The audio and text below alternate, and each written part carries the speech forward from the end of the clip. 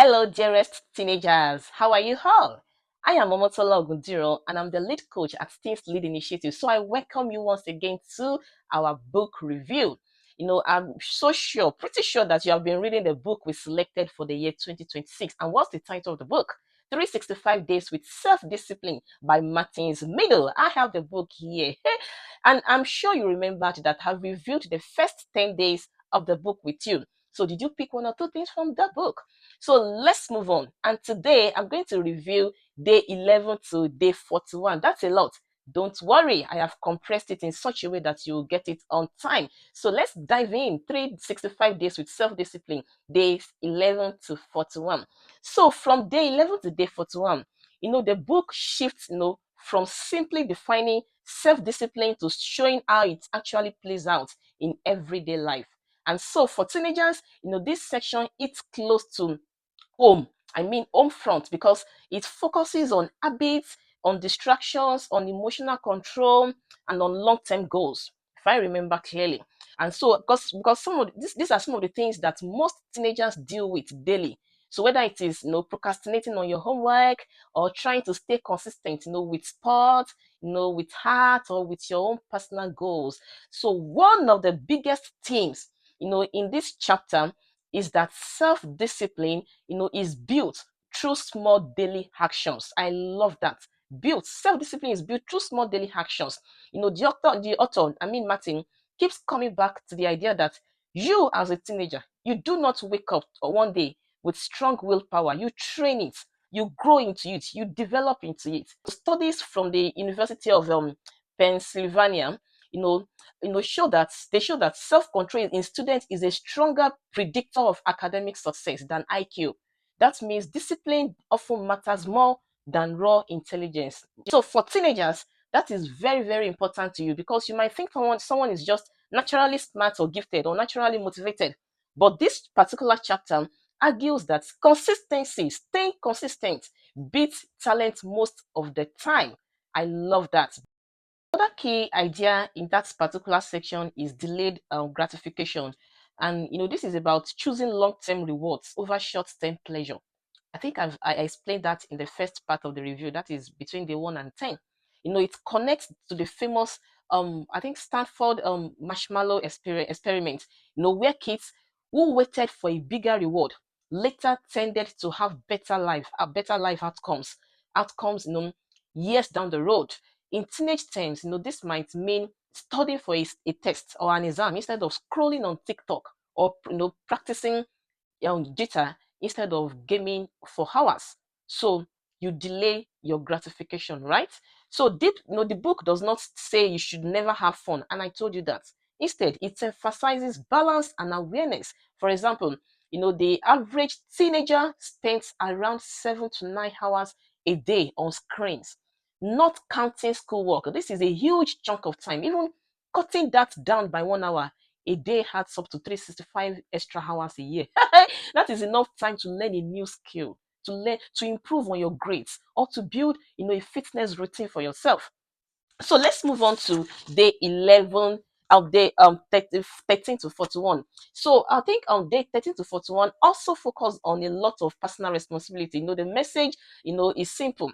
Excuses are easy, progress is not. I love that. So teenagers often say things like I will start next week or I work better under pressure. The book challenges that mindset. Waiting for motivation usually does not work.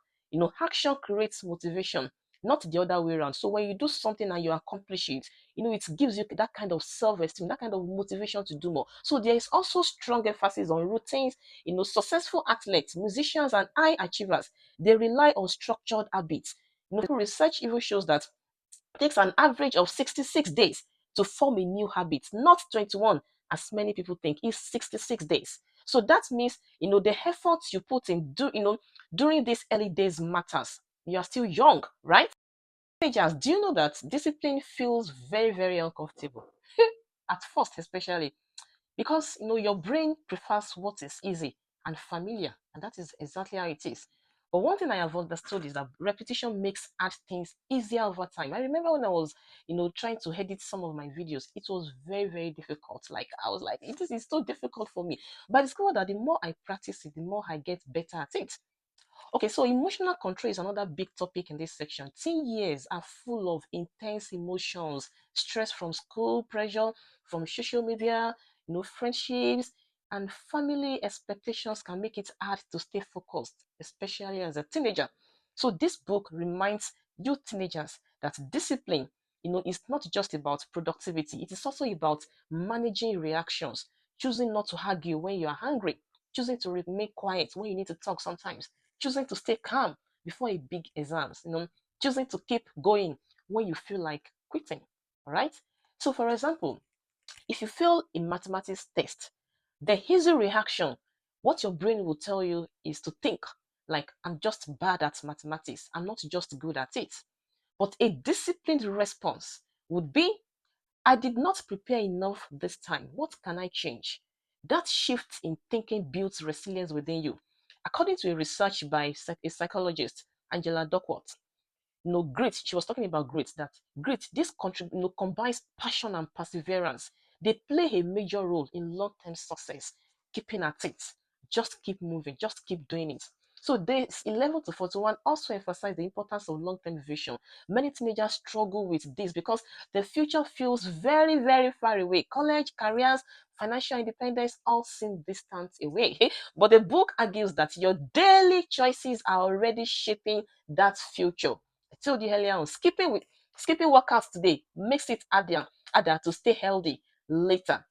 Skipping your assignments, build stress later. And on the flip side, small disciplined actions create momentum. So the tone in these chapters, is they are very, very straightforward, and of course they are sometimes tough. I can assure you that, but it does not, sugarcoat the difficulty of change. No, but one thing is that honesty is very useful because discipline is not exciting. It is, it's repetitive. It's doing what needs to be done when you do not feel like doing them. That is what discipline is simply all about. When you don't feel like doing it, just do it. Put on your motivation hat and do it. So for teenagers, the most relatable takeaway from days 11 to 41 is this: self-discipline, gives you control. When you manage your time, you manage your emotions, your habit, you stop feeling like life is just happening to you. Instead of reacting to deadlines, you prepare for them. Instead of being controlled by distractions, phones, social medias, you decide how to use your time wisely. That is what these days, day 11 to 41, was just talking about. In simple terms, those chapters shows that discipline, is freedom. It may feel restrictive, at first, but it creates space for real achievement. Whether your goal is better grades or improving at a sport or building confidence or preparing for adulthood. The lessons in these days are practical and they are realistic. And that's why I love this book. They are practical. So it's not about being perfect, it's about showing up daily, even when it is hard. And for teenagers learning how to manage independence, for the first time, these lessons they matter to you a lot. So I want to encourage you to go and get this book.